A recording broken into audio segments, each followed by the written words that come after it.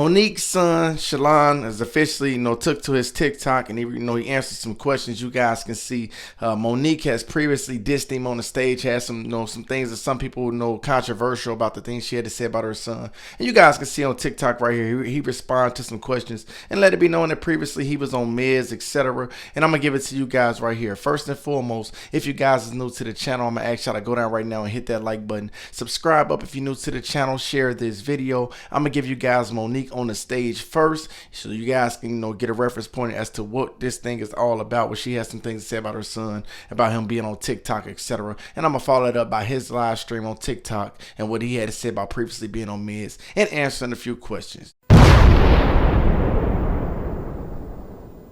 Apologize if I've done something wrong, but I ain't no just gonna back up from a problem. I'm gonna walk straight to that and I'm gonna deal with it. So today I'm coming through the airport in Newark, New Jersey. It's the realest I've ever met from Newark, New Jersey. I'm coming through that airport and I've been just seeing this on TikTok. My son. Had I known that nigga was gonna do a TikTok the day I brought him home, I'm gonna let y'all take that one. That you for. And you see your child go on the damn internet and tell people all of that you're not. Oh, fuck that. And you're just supposed to take it in stride. And I'm taking it in stride. And I'm walking through Newark Airport and this elderly woman comes up to me. She said, Monique. I said, ma'am. Because I'm a respect that she old. She said, let me talk to you for a minute. So I had prepared myself for this old woman to tell me how tough I was. I prepared myself to be respectful, but to check if I had to. I prepared myself to listen. She said, listen, my grandbaby called me and told me to watch this TikTok of your son. And I watched it. I said, yes, ma'am. She said, I want to tell you something. I said, ma'am. She said, nigga. I said, oh, that nigga. That part. And when the elderly people tell you that nigga, you ain't. She said, you've been taking care of all his life. She said, Monique, I'm 80 years old, and I got a son 60 years old. And every time that he won, he still tell me how I was when he was 10 years old. That nigga. Have you ever been on meds for your mental health issues? Yes, I have. I don't have a problem being transparent about that by any means. I have been on medication before. I took Depakote for a little while. I believe it's supposed to help with it helps some people with seizures. I was taking it as a mood stabilizer or something. I forgot what they were giving it to me for. But the one thing I'm not a big fan of with psychiatric meds is I don't want to say they create a crutch. I don't want to say that. I feel like because everybody's experience is their own. Hey, Mona from Vegas. Everybody's experience is their own. But for me, it did kind of feel like they don't dull you out or make you a zombie. I mean, like I said, everybody's experience is their own. The dosage that worked for me, I was too skinny for. So my body couldn't handle it. I'm doing good, Miss Mona. How about yourself? I'm doing good. And that wasn't like necessarily a bad thing. I just, maybe looked at it as God's way of saying you got to find some alternatives to figuring out how to go through stuff.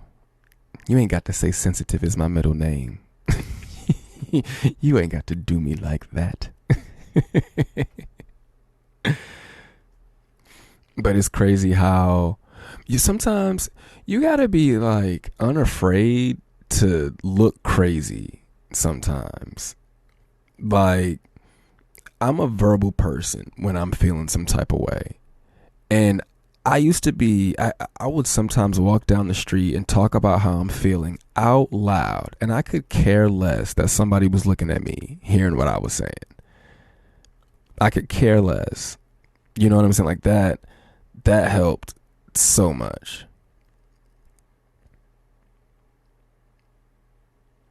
Have I tried other forms of therapy? No. I've never tried other forms of therapy. I just want to say this, like, and again, I don't think there's anything wrong with therapy. There is levels to stuff. This is why we have professionals, because some things, not everything is for everybody. Some people are going to experience certain levels of trauma where they need to talk to someone, and some people can experience that same level of trauma and they don't need to speak to anyone. But it doesn't not validate either one. Neither one of them cancel each other out. So, like I said, different strokes for different folks. Like, if therapy is your thing, go for it. Like, go for it. Like, really, really, really, really go for it. But don't see it as your cure-all. You know what I'm saying? Like, keep in mind too, therapy in the scientific sense maybe hasn't, I don't know, I'm ignorant to how long therapy's been here, but just in using my basic common sense, humans are still on the planet. You know what I'm saying? So, and therapy hasn't been in existence since the beginning of time. So, to some degree, there are some humans who would say, suck it up and just deal with it. And you can't say they're wrong, but I'm not going to say that they're right either. You know what I'm saying? So I think it could kind of cut both ways. So, but you got to find your thing. And sometimes I think when people are going through certain things, you have to be okay to be challenged. You need to be okay to be challenged. It's so easy to talk to a person that's just going to confirm and validate how you feel. And that really does nothing for you. You sometimes need a person to be like, I hear you, but like, what you doing though? Like, what's the plan? Or like, that's why some therapists to me can get a little stale, because the how does that make you feel type therapy is a hustle sometimes. Because if I'm coming into your session and I'm just talking, like, I feel like a good therapist on session one, right? On session one, a good therapist, I'm doing all the talking. My first session, I'm going to run my mouth, right? That second session is probably maybe like a mix of two. Maybe it may be still same. It may even be more of the same of the very first session. It may still be that. It may literally still remain at, I'm just going to run my mouth. And then that third or fourth session, now that I've kind of expressed some things, now my doctor kind of has an opening to saying certain things. So, but again, a good therapist can only be efficient with you being a good patient. Like, you can't go in there and just say all this stuff happened to me and expect a doctor to go, oh yeah, well, you know, do this 3 times a day and it'll all be better. Hell no. Hell no. Yes, sweetie pie, one has to be honest with themselves, and you have to be open. You have to be open. You have to be unapologetically open.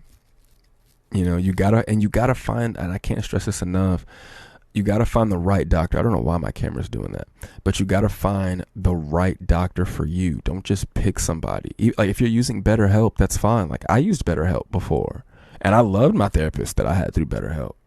I love the doctor that I had through BetterHelp.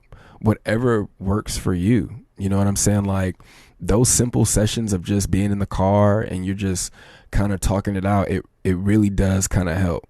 Like, we spend our money on a lot of stuff. Why not spend your money to talk to somebody who's just going to kind of, maybe they even confirm how you feel. Sometimes you may need that. You may need to hear somebody say, no, the way you're going about this or going about that makes sense.